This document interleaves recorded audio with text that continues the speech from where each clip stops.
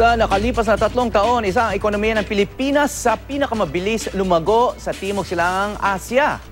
Sa 2017 Index of Economic Freedom na inilathala ng Heritage Foundation, nasa ika-58 pwesto ang Pilipinas sa kabuoang 186 na ekonomiya sa buong mundo. Mas mataas ito sa ika-70 pwesto noong isang taon. Sa huling yugto ng 2016, lumago ng 6.6% ang Gross Domestic Product o GDP ng Pilipinas. Kasunod lang ng China na nagtala ng 6.8% at Vietnam na may 6.7%.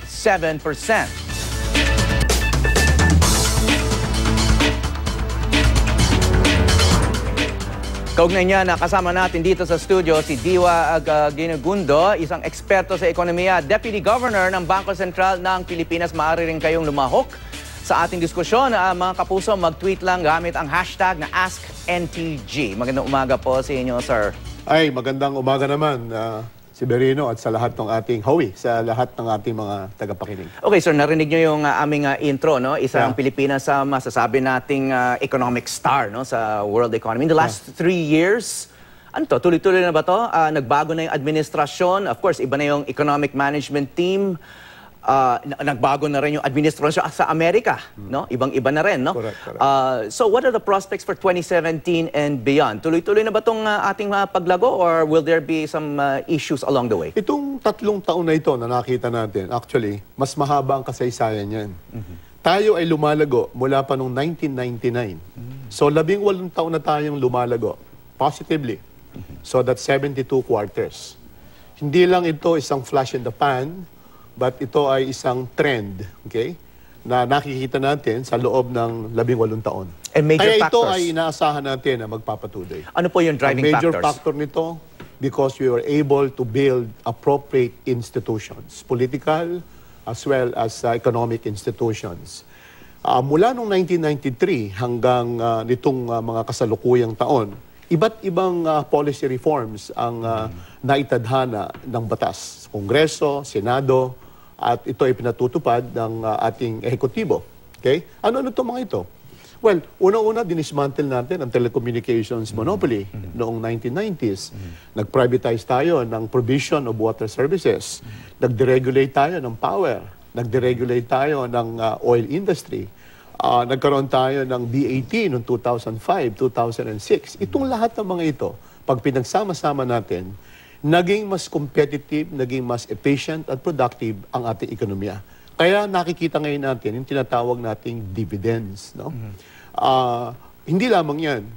Tayo ay lumalago kahit na noong global financial crisis of 2007, 2009. Yung ibang mga bansa, nagbagsakan, tayo ay patuloy na lumalago. At ito ay nagawa natin sa kalagitnaan ng number 1, yung consumer prices stable. Ito ay napaka-importante sapagkat ang kahulugan nito, ang purchasing power ng ating mga kasama, ng ating mga kababayan ay napipreserve in the process. Number 2, dati utang ng utang ang ating pamahalaan. Ngayon, yung ating deficit to GDP ratio, around 2%. At yan ay hindi lamang nangyari kahapon o noong isang taon. Ito ay mula pa noong mga early 2000. Okay?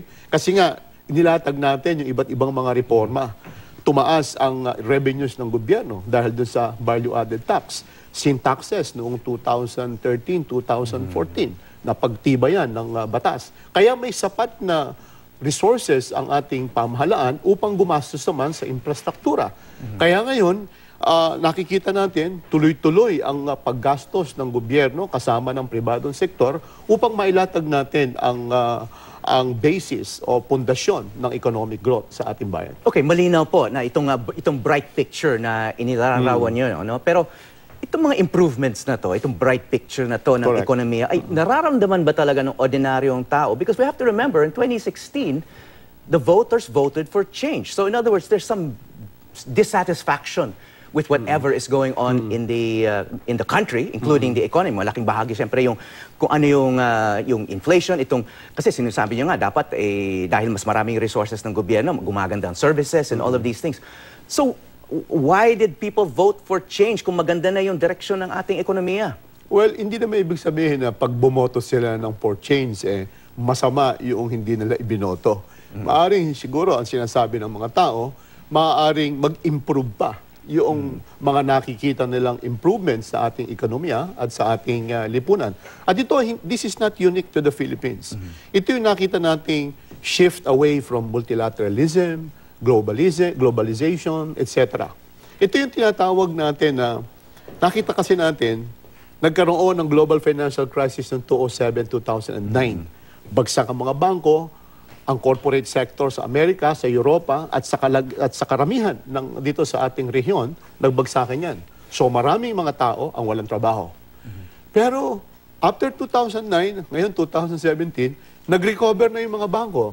Nag-recover yung mga korporasyon. Pero parang maraming tao pa rin ang walang trabaho. Hindi lang sa Pilipinas, marami sa ibang bansa. Kaya ngayon, people are saying, we are not partaking of the benefits of the recovery. Okay? Kaya it is a vote of discontent, it's a vote of dissatisfaction kung titingnan natin, no? Itong sinasabi natin na naramdaman ba ito ng karamihan? Maraming pamamaraan upang makita natin yan. Una, meron kaming consumer expectation survey sa BSP. We do this quarterly on a national basis. At makikita mo ron na yung kanilang pagtingin sa yung expectations nila sa takbo ng ekonomiya, yung kanilang job opportunities, etc. Gumaganda. Okay? Number one. Number two, pag tinignan natin yung inflation, I'm talking about yung headline inflation. Yung nakikita. Ito yung average na pagtaas ng presyo ng bilihin. Yung iba bumababa, yung iba tumataas. Pero pag in-average mo yan, ito yung tinatawag na 1.8% last year. Compare that in the 1990s when we were having double-digit inflation. In fact, in 1984-85, ang inflation rate natin, 35%. So, ibig sabihin, kung dati nabibili mo yung 100 pesos na equivalent ng produkto at serbisyo, pagdating ng susunod na taon at 35% yung iyong inflation rate. I mean, to put it simply, 65 pesos na lang ang mabibili mo. This is not what we are seeing today. In the last 10 years, particularly 2007, 2008, ang headline inflation is less than 5%. Okay? Which means, pag tinignan mo ngayon yung inflation rate noong bottom 30%, ibig sabihin yung bottom 30% of our population, ito yung mga talagang mahihirap. Bumaba yung kanilang inflation rate to 1.4% for the first 9 months of the year last year. Kasi merong lag yan yung availability ng data. So, ang ibig sabihin nun, kung ang headline inflation last year was 1.8 at yung mga nasa bottom 30%, ang kanilang inflation rate ay only 1.4%. Ibig sabihin, hindi lang maaaring nararamdaman kasi presyo, hindi mo, titingnan kasi ng mga tao presyo Pero pag tinignan mo yung porsyento ng pag-akyat o pagbaba ng presyo, ito yung inflation, makikita mo talagang bumababa. Okay? Okay, so at yung employment naman, no? Kasi sa pamamagitan ng employment, nakakabahagi ka ng bunga ng development, di ba? So kung makikita mo, unemployment natin, bumaba na rin sa around 6%. Okay? Okay, but meron pa rin mga hamon, may mga challenges pa rin. Yes, well, the economic team of, especially yung nakaraang administration was praised very often for keeping inflation under control. Pero, and then also because of the high and fast economic growth. No? Pero yung laging pinupuna sa pamahalaan yung tinatawag na jobless growth. Lumalaki nga yung ekonomiya, pero parang mahina yung paglago ng trabaho. In fact, we know that labor data is slow in congestion, no? Pero may nagkaroon ng SWS survey sa nakaraang taon, in the last quarter daw. Ayon sa kanilang survey, mahigit 11 million na Pilipino ang walang trabaho noong fourth quarter ng 2016 at naitala ang joblessness rate sa 25.1%, the worst in 2 years, no? Of course, this is based on a survey. Pero yung basa dito sa employment situation, you mentioned it already, you know? Could this be a reason why there's itong tinatawag mong may dissatisfaction pa rin kahit maganda yung ibang indicators? Yeah, posible yan, Howie, no? Ang dapat din nating tinitingnan. Number one, may ginagawa ba tungkol dito? Okay? People are always talking about jobless growth. Pero kung makikita mo naman, yung mga tao naman may trabaho. Ang problema kasi kung minsan may mismatch between the requirements of industry and even agriculture at saka yung availability ng skills sa atin. You know? Yung iba kasi, iba hindi nakapag-aral. Yung iba naman, kung nakapag-aral man, hindi yun ang requirement ng Mali yung marketplace. Oo. Kaya may mismatch, may disconnect. So kung makikita mo, napakarami ng ating pahayagan dyan, jobs wanted, etc. Nakita mo dati, this week, yun na naman, nung makikita mo, ibig sabihin nun, walang sapat na skills na kailangan ng ating industriya, number one. Number two, kung makikita natin ang ginagawa rin ng pamahalaan ngayon, we're spending so much of our budget for infrastructure. Oras na naipatupad itong infrastructure na ito. At napakarami nung nakalinya dun sa public-private partnership. Okay? Kapag yan ay nailatag, marami na tayong daan, ang power available sa atin, mas maraming mga dayuhang mga kapital o mamumuhunan sa ating bansa ang papasok dito at mabibigyan ng trabaho yung ating mga kababayan. Yung BPO sector, I think, is also very important kasi hindi mo kailangan ng napakaraming infrastruktura sa BPO. Basta't meron kang lugar, may building ka, meron kang computers, at ang kliyente mo nasa ibang bansa, then you can hire our young people. Maraming mga bata sa atin na habang naghahanap ng mas stable na mga trabaho, pumupunta muna sa BPOs. And they are employed. So sa tingin ko may mga nangyayaring structural change sa ating ekonomiya na makikita mo yung ang problema sa EDSA is also an indication na bumaba mababa ang interest rate, mababa inflation, people are also able to buy cars. So you have a traffic congestion, Ilan yan sa mga dahilan. At hindi nakakahabol nga yung infrastructure. Oo, pangalawa, makikita mo, pagpunta mo sa airport, ang dami mga kabataan, ang dami mga tao, nagbibiyahe na, mula sa, let's say, mula sa Manila, pupunta doon sa Palawan, o kaya doon sa Siargao, etc. Iba-iba ang mga tanda, ng pag-unlad dito po sa ating bayan. Okay, this has been an era of change not just for the Philippines but globally, sa yung bagong upong Pangulo ng Amerika, si President Donald Trump. Ibang-iba sa kanyang predecessor. Yung kanyang predecessor, si President Obama, was more international in outlook, free trade and all of this, yung Trans-Pacific Partnership na halos lahat na yan parang nire-reject ngayon ng Trump administration. Ano ba yung basa nyo rito? He's kind of hostile to a lot of countries now, Yung Mexico, na katabi nilang bansa, ay gusto niyang gumawa ng bakod, baka magkaroon pa ng trade war. He's not said good things about China as well, And the Philippines, hindi pa malinaw, kung ano yung magiging policy nila. Ang alam lang natin yung direksyon ng policy, Nakikita natin na una, ang immigration policy sa US mukhang magiging restrictive, okay? Maaaring maka-apekto yan sa atin directionally in terms of remittances. Okay? Pangalawa, restrictive trade policy.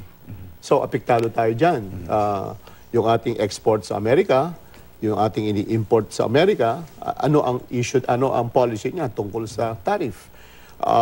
Ang ginawa so far ay inalis ang Amerika mula sa Trans-Pacific Partnership at mukhang nire-review nila ngayon yung North American Free Trade Agreement.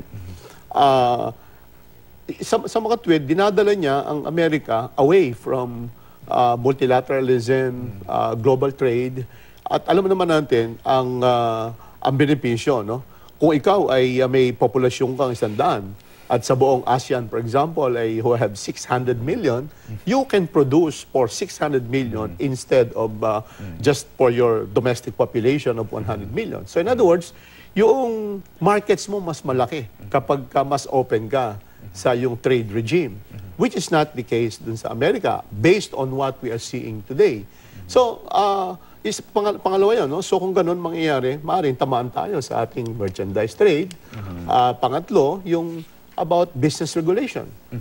Yung bang business regulation ay i-restrict din ng kasalukuyang administrasyon sa Amerika.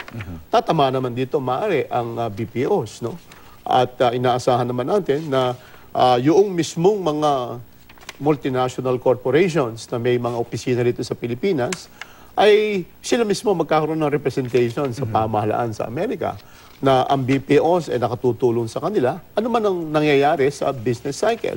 Kung down cycle, up cycle, it will cut down on cost, it will make them competitive if they continue to rely on BPOs. Okay, nabanggit niyo yung remittances, no? At saka yung effect nitong global events sa ating bansa. As you know, yung peso-dollar exchange rate has been the lowest in a number of years, no? Many Filipinos are looking at this. Ano ba yung prospects dito? Will it continue to rise itong exchange? And then, is this good or bad for the country? Well, hindi simple yung sagot diyan, ano? Una-una, dalawa ang factors na nagda-drive the exchange rate. Una yung macroeconomic fundamentals. Kung malakas ang ekonomiya, people tend to produce to do business in the Philippines. Papasok sila, dadami ang dolyar, mag-appreciate ang peso. Okay?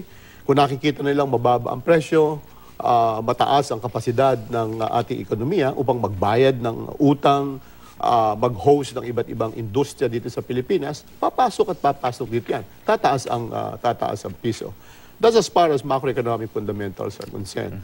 At kung sa atin, titingnan natin, walang dahilan para humina ang piso.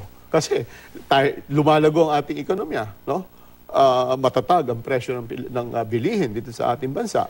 Ang ating pamahalaan ay may sapat na revenues, okay? Para pondohan ang iba't ibang mga infrastruktura, mga proyekto. Sa madaling sabi, pati yung mga bangko sa Pilipinas, matatag. So, walang dahilan para bumagsak ang piso. Pero may pangalawang factor at ito yung sentimento, negative market sentiment. At ito hindi lamang dito sa Pilipinas sa ibang bansa. So, kung ang tingin ng merkado ay maaari magtaas ng interest rate sa Amerika, I think March, certain na sila, sigurado na sila na magtataas yan, ang tendency ng puhunan, umalis dito sa mga emerging markets, including the Philippines, pupunta doon yan. Okay?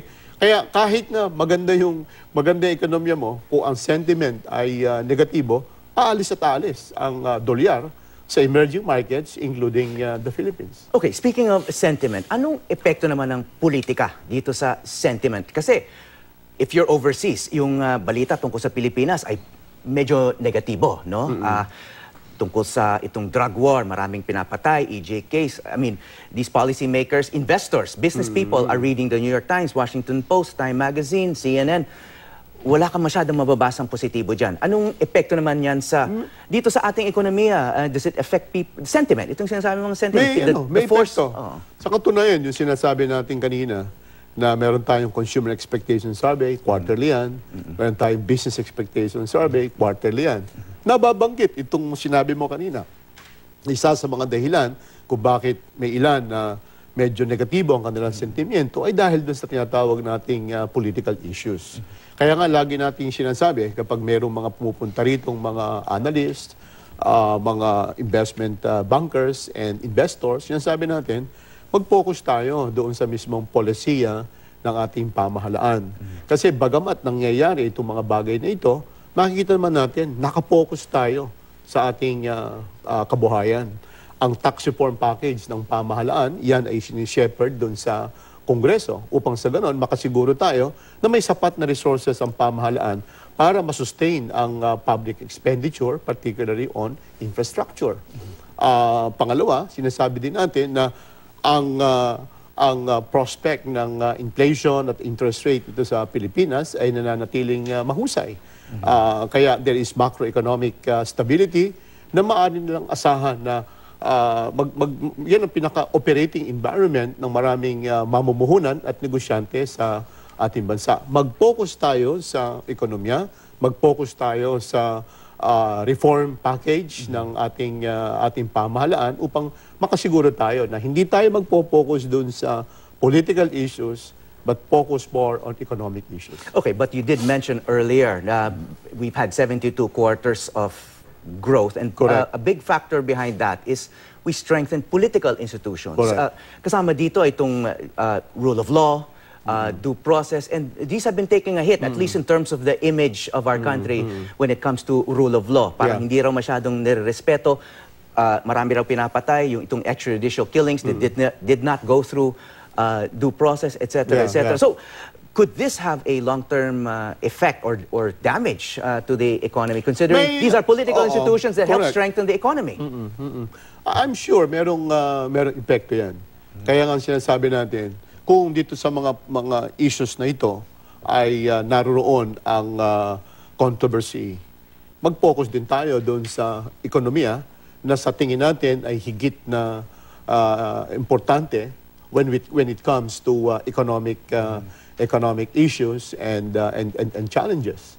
So that's the way we look at the configuration of both political and economic challenges dito sa ating bansa. Okay, this has all been very enlightening. Unfortunately, we've run out of time. Maraming salamat po, Ginoong Agdiwa Ginigundo, Deputy Governor ng Bangko Sentral ng Pilipinas. For the last 3 decades, you've been in the central bank. So napakahaba ng perspective nyo. So it's very enlightening. Maraming salamat po. Maraming salamat, Howie.